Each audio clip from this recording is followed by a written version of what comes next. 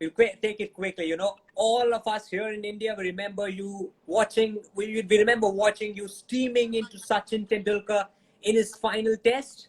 So how was it like playing at his home ground with 45,000 people in the background cheering for him? It was about 90,000, you mean? They were screaming, Sachin, Sachin. Yeah. It was the most electrifying thing ever. Yes. Oh man, I loved every minute of it. Like I'll tell you what, the first time I met Sachin Tendulkar, I just want to carry you right back. I'm going to carry you back years, brother. So in Yeah. 2002, when I played my first five first class games for Barbados, I got like 17 or 18 wickets, but I was the quickest. Like everyone was freaking out, like, wow, how quick you bowled it. They put me in the President's 11 team to play against England Yes. tour. India was touring the Caribbean in 2002. Yeah. And they picked 12 guys for the President's 11 game. I was made the 12th man. I didn't understand why they even put me in and make me the water boy. But I didn't dig. But I got to interact and speak to Sachin, Dravid, Wazir Jaffa. I can't remember who else was there. Like all the big boys, like Ganguly, all the big guys. So we had dinner. And I spoke to Sachin like I was like in awe. Like Rahul, the guys were humble. And I shook their hand and I was talking. And they told me like, keep fighting. Like we hear you got some pace and, you know, keep working at your game. So I was like, wow, these guys, you know, they do the little research to hear about this young fast bowler. So after that, I went on the 18 tour. I didn't see those guys until 2009 in South Africa, Champions Trophy. And Sachin called me and I went to his room. Okay. Yeah, man. So yeah, I went to Sachin Tendulkar's room. And as me and Sachin was talking, we were talking about life and cricket, and he was telling me that the funniest thing he's seen. I thought he was gonna say mind the windows, but it wasn't. It was when I ran in and bowled the ball at Freddie Flintoff without the ball.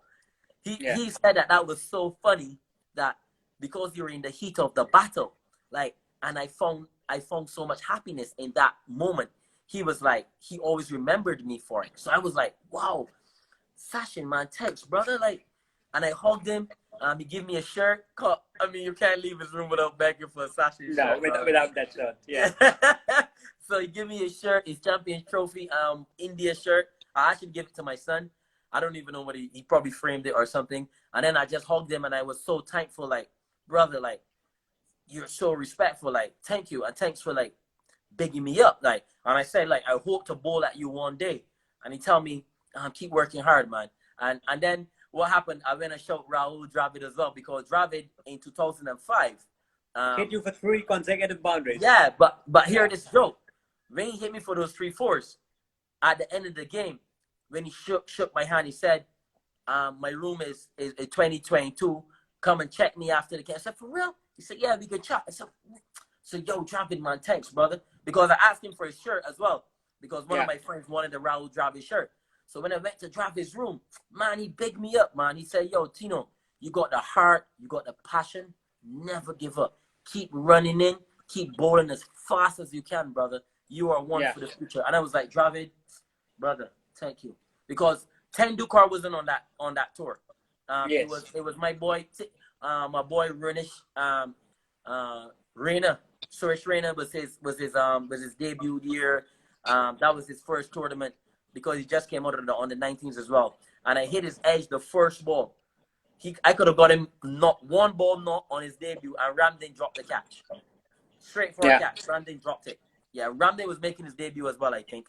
Yeah, I think so, yeah. And his one-day debut, not his test debut, his one-day debut, because it was the Indian Oil Cup, 2005. So I interacted. So he was so impressed to see that from 2002 how far I've came.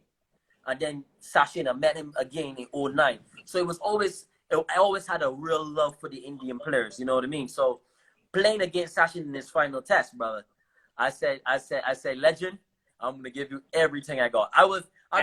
You wanted to impress him, right? Yeah, I was 32 years old. I told him I'm gonna try to get his wicket for my son.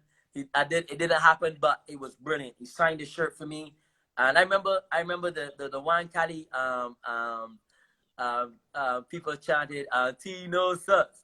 Tino Yeah, sucks. Then it was giving it but some you still bouncers. enjoyed that. I You love it, enjoyed man. that. Bro, Yeah. I love that energy, brother, because that's what the game is about. It's about interaction, different cultures, how we look at cricket. Like, it's pure love, brother. So for me, that was the highlight of my career, to play against one of the greats of the game. Yeah. It was the most amazing thing I've ever done, apart from getting Brian Lara out in a first-class game. When I got Brian Lara out in the first, I took my shirt off.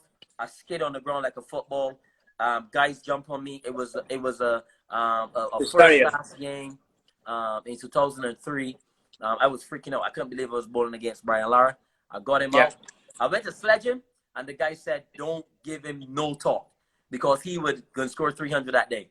And I got him out. So bowling against two of them was the most surreal energy in terms of playing cricket as a young man. So Sachin, always got a lot of respect for him and the Indian players, Rahul and those guys. Just brilliant people. Yeah, man, just brilliant people. Absolutely, Tino. And actually, our 1 hour is finishing off. So I just have one more and a very important question for you. So if it is fine, can we connect once again? Because after 1 minute, the Instagram live just stops.